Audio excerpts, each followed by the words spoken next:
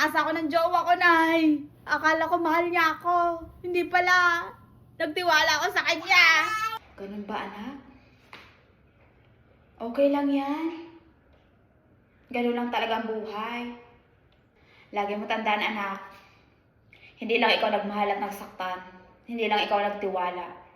Hindi lang ikaw pinaasa. Lagi mo tandaan. Ang sakit-sakit, Nay.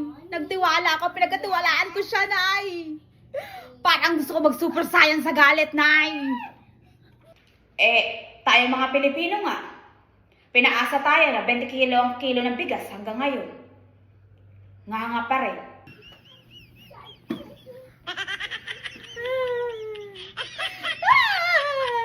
Ang sakit-sakit. Dinurog mo puso ko.